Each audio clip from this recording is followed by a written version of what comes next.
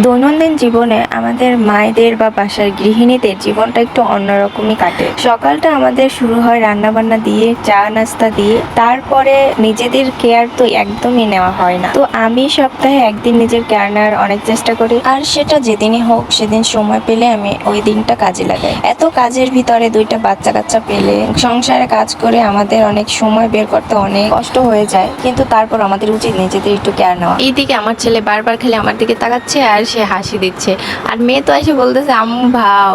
মানে বাচ্চাদের জন্য কিছু ফ্রিজেও দেওয়া যায় না। তো যাই হোক, আমি অত বেশি কিছু ইউজ করিনি, শুধু ফার্স্টে একটু বেসন দিয়েছিলাম স্কিনে, ওইটা ভিডিও করা হয়নি। তারপর ভাবলাম যে একটু কেননা একটু ভিডিও করে ব্লগ বানানো যায়, যেহেতু ব্লগ বানানো শুরুই করছি তো সব কিছুই করা হোক, তাই না? তো আমি এখানে ব্ল্যাক মাস্ক ইউজ করছিলাম। ব্ল্যাক মাস্ক দেওয়ার পর আমি একটু জেল দিয়েছিলাম। তারপরে জেলটা আমাদের উচিত সবারই রান্না বা রোদে যাওয়ার আগে ইউজ করতে, কারণ এই জেলটা মুখে লাল যে ভাব দূর করে, স্কিনটা অনেক লেজি করে। আর আমাদের উচিত সব প্যাক ট্যাক লাগানোর পরে শেষে এই জেলটা দেওয়া, কারণ জেলটা দিলে হয় কি প্যাক ট্যাক দেওয়ার পরে যে মুখটা রুক্ষ হয়ে যায়, ওটা আর হয় না। দেন আমি গোসল করে এই যে ফ্রেশ হয়ে চলে আসলাম। তো আমার মতো ছোটোখাটো স্কিন কেয়ার তো সবাই করেন, তাই না?